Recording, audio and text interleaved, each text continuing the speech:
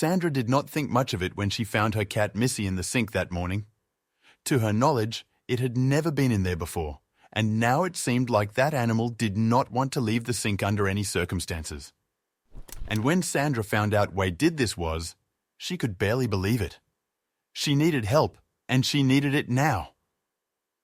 The police rushed towards Sandra as soon as possible. She had locked her cat Missy in another room for now and was impatiently waiting at her sink for the officers to arrive. All she could do was pray that this was not what she thought it was.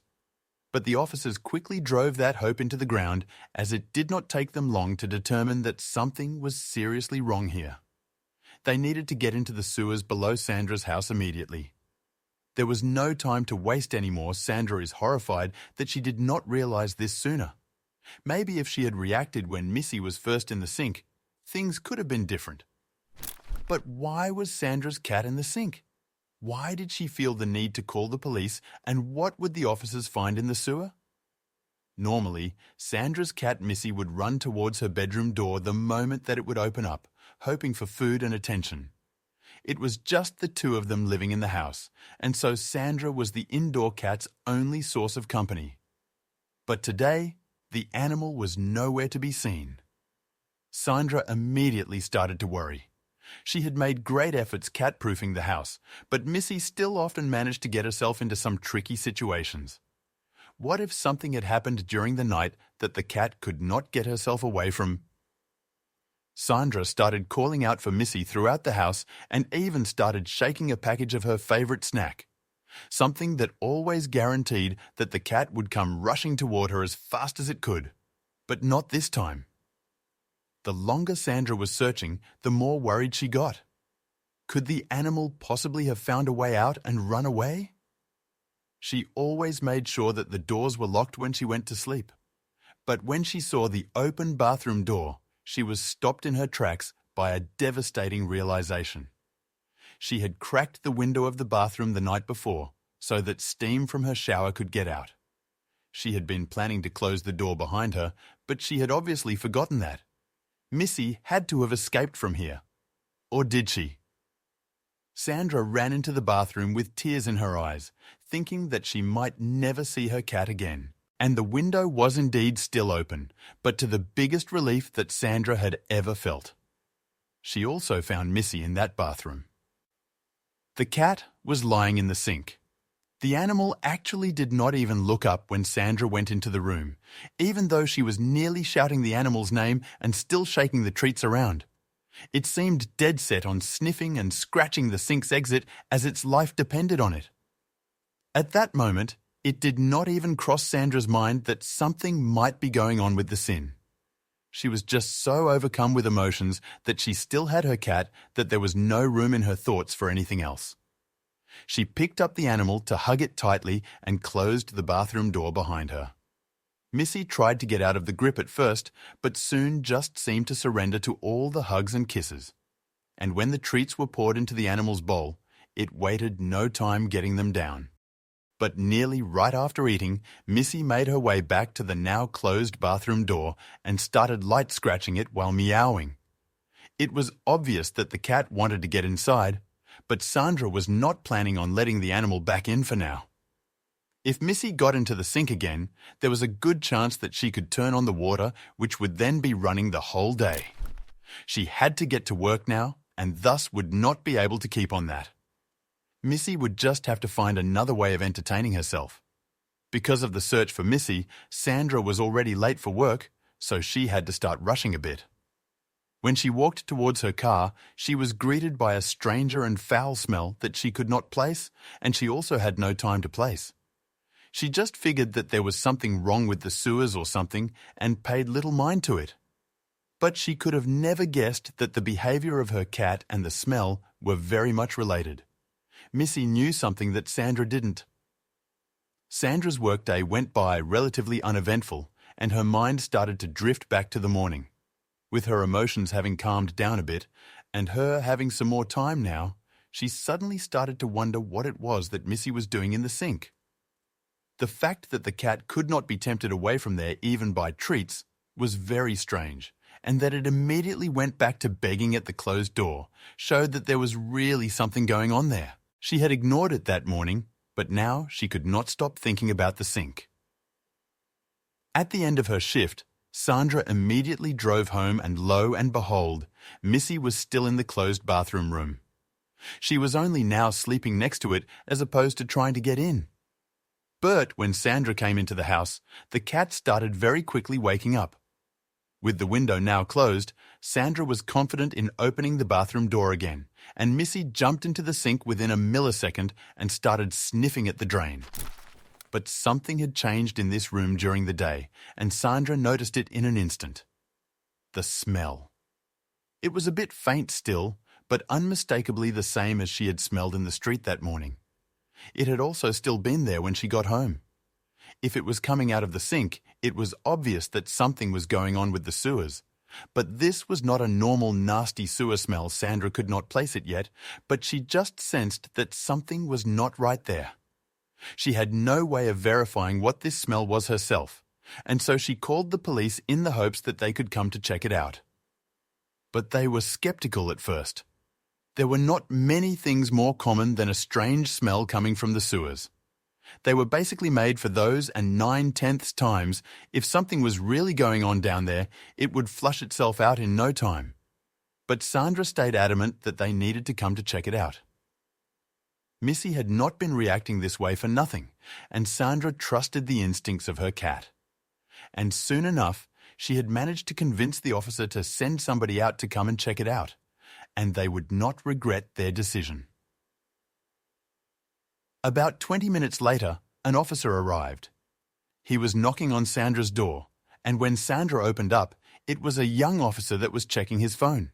He wanted coffee first and didn't seem too eager to check out the sewer. Little did he know. The officer clearly had in mind to convince Sandra to have a specialist check out the sewer. He was young and ambitious, so a call like this was something to finish as soon as possible. The officer was about to leave, and Sandra agreed if he'd take a look at Missy first. He agreed. The officer arrived in the bathroom, noticed the smell, and then saw the obsessive behavior of the cat. He came closer but was aggressively approached by Missy when he tried to move her. Now he started to worry. The combination of the smell, an alarmed Sandra, and the strange behavior of the cat made the officer decide to call for backup. But during his call, he was told that not many officers were available because many of them were at homes with similar problems. What was going on? The officer was on his own, and Sandra was worried. Was this the help she needed? She didn't have much time to think it over. "Could you remove the cat, lady?" "It's time to take a look," the officer said. Sandra tempted Missy to leave the sink and took her in her arms. The officer slowly prepares the sink to be examined. He looks hesitant. Sandra feels anxious and wants to keep Missy occupied, so she decides to leave the bathroom. A few minutes passed, and her anxiety seemed right after these few minutes. The officers rushed out of the bathroom, closed the door, and demanded the key to the door. Sandra was overwhelmed. What did the officer find in the sink? There was no time for questions. The officer shut down the door and told Sandra to come with him. The officer was very persistent but didn't put Sandra in handcuffs.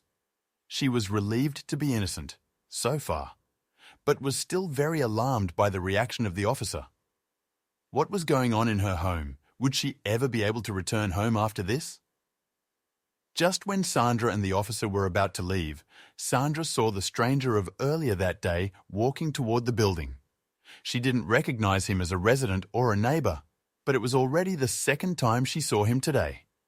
Sandra was sure to remember his face. Sandra arrives at the station and gets installed in a comfortable room at the station. She is offered coffee and a piece of cake. She is even offered to ask a friend or family over for her comfort.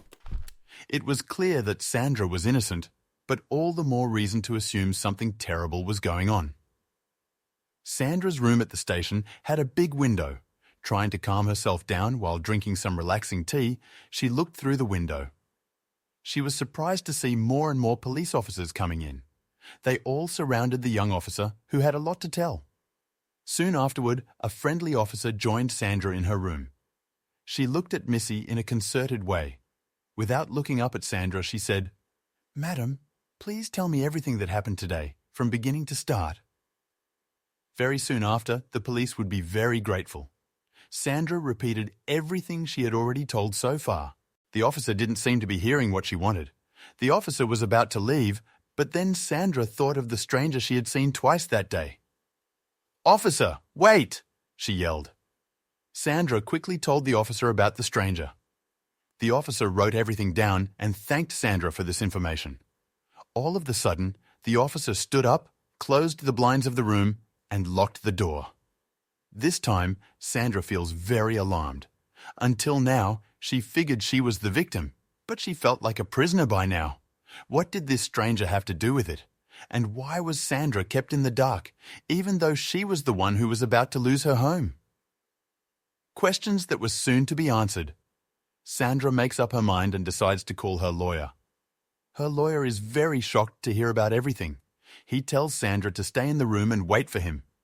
"You have to come right away," Sandra says, now that she hears a lot of noises coming from the police officers. Only 10 minutes later, Sandra's lawyer arrives. When he enters the room, Sandra overhears the police making plans to make their way to Sandra's home. Sandra is eager to hear more, but the door is closed right away. What were they keeping from her? Sandra's lawyer advised her to wait for now. He seems to think it might be a misunderstanding, but then the lawyer sees Missy. Sandra didn't mention Missy before to the lawyer.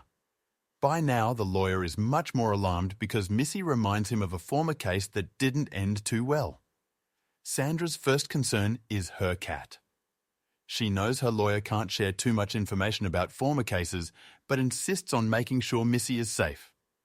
Her lawyer is certain of Missy's safety, but immediately says he needs to talk to the police. He leaves the room. A few minutes pass. Sandra sees her lawyer come in, who wipes the sweat off his forehead. He talked to the officer in command and made a discovery. During the time Sandra was locked away in the room and awaiting her fate, the police made an arrest. Sandra is invited to the office of the leading officer. She and her lawyer entered the room, where she sat down in tension. The officer revealed that they had arrested the stranger. Sandra is relieved that something was done, but is still unsure about what was going on. But the truth was about to be revealed. The officer tells Sandra that they're currently at her home, fixing the situation. Sandra responds, "What is going on? What is the strange smell, and what had this stranger to do with it?" The officer replies calmly, "That will all become clear if you have a look yourself. Are you sure you want to know?" Sandra is sure. They get in a police car and are escorted to Sandra's building. The leading officer himself drives Sandra and her lawyer. Sandra realizes the serious nature of what is going on. They soon arrive, and Sandra can barely see her home. All sorts of special cleaning forces and a lot of police officers are around the building. Sandra comes closer and is led to the sewer below the building. The leading officer comes along and reveals the truth. A created virus was released in the sewer, causing many rats to die. The smell was a result of all these poor deceased rats. The stranger turned out to be the scientist responsible for creating the virus. He feared the high amount of rats, and this was his way of countering this. The police were looking for him, even before all of this. Sandra was allowed to return home later that night. She and Missy have been happily living there together ever since.